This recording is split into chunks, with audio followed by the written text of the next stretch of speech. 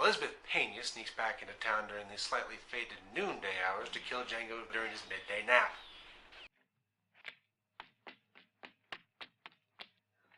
Madre de Dios, what is that shooting?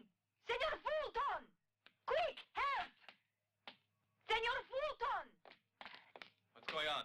Oh, nothing, just someone shooting. I'm surprised you couldn't hear it from one floor down.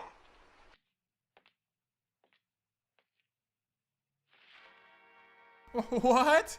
He pulled the old pillow under the blanket trick? There's no way I could have seen that coming. Italian Harvey Keitel explains that he is an agent from the bank and is also after the Cortez brothers who robbed said bank some time ago. Because in the West, banks regularly had hitmen to go after the people who robbed them. Then, for some reason, these two start making out. Ugh, the most awkward makeout session ever. There we are. No, please. I don't want it. No, senor. You weren't saying that 10 seconds ago. Maybe she switches personalities in the dark. Or maybe this movie's just a piece of shit. And I am not out of mourning yet. I am a widow. Sure. Oh. So is she trying to say that when her husband died, so did her pussy? But it turns out this is all just a clever way to get the watch from around her neck. Elsewhere, Maria Catina Alonso returns to the Cortez's hideout, telling them about Django and claiming that she killed him, giving us 2 minutes of this. We should do something! Should we do something? We should do something! Should we do something? Back at the bar, we see Django open the watch, which has his name written on it with permanent marker. Gotta love the authenticity of this movie, right, BBH?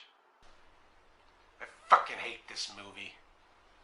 After returning the watch to her, he follows her. Wow, a pointless writing scene in spaghetti western. They were the original watching a character go from point A to point B that took over 70 films. Also, fuck this soundtrack. We chased Lady Luck till we finally struck Bonanza. With a gun and a rope and a hat full of hope, we planted our family tree. We got a hold of a pot full of gold Bonanza. I wonder how long he kept going before he realized he lost her. He would actually have to be doing a good job following her to lose her, and he clearly just wrote in the same way she did and hoped for the best. Thanks to a poorly written script, he does manage to track her down, where we find out that the Italian shaft is her husband named Pedro. Or should I call him the Italian Tony Shalhoub in mild blackface? She tells about Django, he doesn't seem too pleased. It seems Pedro here is part of the Cortez brothers, and that guy he killed was a cop. Oh, in the beginning was a bank robbery. Are you sure that's what's going on? Listen, this movie's all over the place and very confusing, so whatever sounds good works for me. You keep saying that. I kill him and I do it again. Even if you don't. Explain how he came to be in your room that night. Your wife is cheating on you, derp. If he caught her in the bed with another man, then everything you just said is wrong, BBH. Listen, that's the story, and we're sticking to it. What is with people pulling out guns like they actually hold any weight anymore? Having a gun doesn't make you threatening. Hell, I've got 3. They're like nuclear missiles, meaningless because everyone's got one. Oh, Pedro, if you hadn't arrived in time, I'd never have been able to look you in the eyes again. Don't know why, you seem to have no problems doing so after fucking Django. You know what? I think she's up to something. Well, Pedro's braining her for not killing Django and bringing attention to herself. Here's some rocks falling and feels yours to clean them off. Well, in his defense, it is a jungle out there. I sure hope I don't look girly running like this. Saludos. Pedro Alcavares Garcia Morales de Ramirez. There's a junior at the end of that, thank you very much. This leads to one of the worst fights ever put on cinema.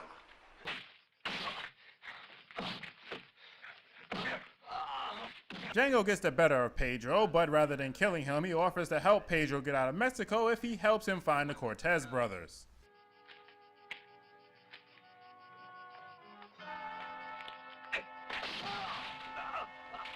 I guess that's a no. Elsewhere, the Cortez brothers are robbing a stagecoach because that's what bandits do, when the roided up Randy Quaid comes to the rescue. They decide not to kill him when Django happens to show.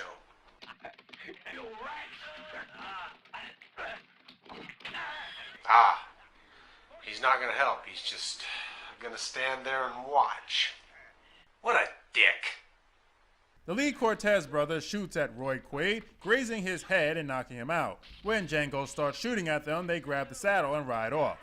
Wait, if the saddle is what they wanted the whole time, why didn't they just shoot him and take it to begin with? It may look like there's no wound there, but it was an invisible bullet, so it only makes sense that the wound would be invisible too. The movie then cuts to the girl, no longer tied, but not trying to escape, trying to convince Fulton, who is now working with the Cortez brothers, to help her, and I'm completely lost. I was lost at the opening scene. Fulton tells the Lee Cortez brother that Django is still alive and he wants to take him for a hostage. What?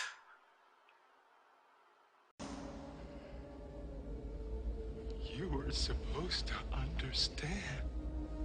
Playing poker with his gringo who was losing. Suddenly he says... What the punto? Cabrona, you can't do a thing right. That might have seemed like a bit of an overreaction, but he has to keep his pimp hand strong. They do manage to catch Django and roided up Quaid, but rather than killing them, they brush the dirt off their clothes. Now if they can only stop the invisible bullet wound that Quaid received earlier from bleeding. Nah, don't bother tying up the important kidnapped victim, and it's not like she wanted to escape or anything. Django manages to distract them by convincing them Fulton is cheating at poker. Uh-oh, looks like the Italian Gene Wilder didn't like the sound of that. What? A full house? He must be cheating. While they're busy arguing, the girl manages to cut the ropes with the modern-style kitchen knife she conveniently forgot she had until now. That's very true. Oh no! The prisoners have escaped! Don't bother taking a girl with you. I'm sure she'll be safe with the man who kidnapped her and routinely pimp slaps his sister. See, she's fine. The two hide outside until the bandits leave. Why they didn't bother checking the immediate area before I knocked is beyond me, and return just in time to stop the girl from committing 1960s fan service. Getting raped. They get the rapist to show them where the gold they stole from the bank is and discover that Maria Cachino Alonso is an award-winning actress. Back at the hotel, the bartender finds a letter that we can't read in Fulton's things, and Django returns the gold to him. I guess having him captured and not aiding the girl in escape is all just water under the bridge now. Wasn't he out with the Cortez brothers looking for Django? Did he just get bored and called it a night? Thanks to the letter the hotel owner found, the Cortez brothers figured out the gold is going to be transported by stagecoach tomorrow, which means it's time for the final shootout.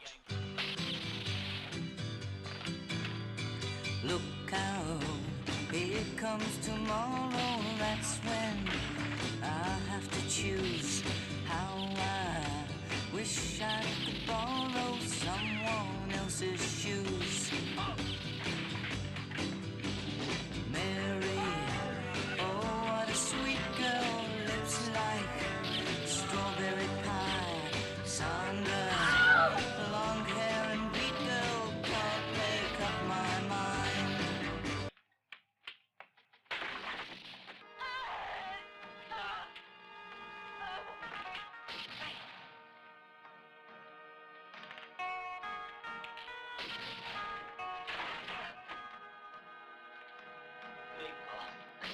Hijo de puta. I wish I could live long enough just to kill you. Maybe instead you should wish he stopped shooting you. Or at the very least that he'd run out of bullets. The movie wraps up with the Cortez gang all being killed, Fulton being a sheriff, arresting the hotel owner and giving Django the reward money for the Cortez brothers. And surprise for surprise, Sheriff. May I introduce my fiancée? My name's Susan Crane. When I was kidnapped, Django and I were going to be married. Comprende, Sheriff? I ain't no killer. Not a killer, you just killed 6 people. Yeah, but Mexicans and Indians don't count in the Wild West.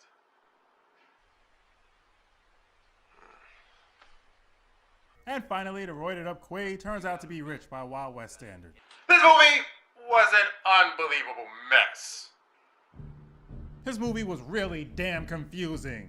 1 minute it's about a gold mine, and next minute it's about stolen gold. Characters aren't introduced properly, most of them don't even have names. The editing is terrible. There are times when the movie feels like it's being played out of order and characters are in completely different positions they were in previous scenes. How did his arm get tied up when it's clearly free here? Ugh. Watching this movie is like watching a transvestite burlesque show. It just leaves you unfulfilled and completely bewildered. Pat, your thoughts? This movie should have been called Django Wannabe Fucks About While Nothing Really Happens. The characters aren't interesting, the plot is confusing, it makes no sense, it's poorly directed, poorly done, poorly acted. There's just not enough bad to say about the film. If you look it up on IMDb, you'll find out that almost none of the people who did this film did anything else. There's a reason for that. There's no talent, there's no heart, there's nothing in this film to grasp onto. None of the action's interesting. It doesn't even feel like a Django film.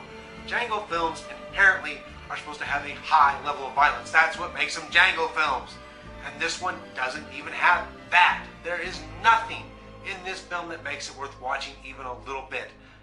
It's not even really bad enough to laugh at. It's just plain bad. It's not a film I can recommend to anybody. And quite frankly, I hope none of these actors got any more work for the rest of their careers. Well, at least you didn't have to suffer through it alone, right, Yosemite Sam? Now that's it.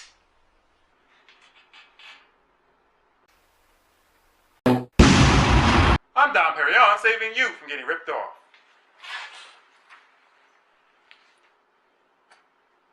Ooh, I hate that varmint.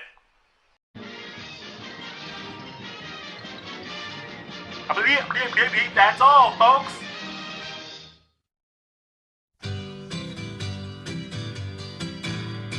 Look out, here comes tomorrow. That's when I have to choose how I wish I could borrow someone else's shoes.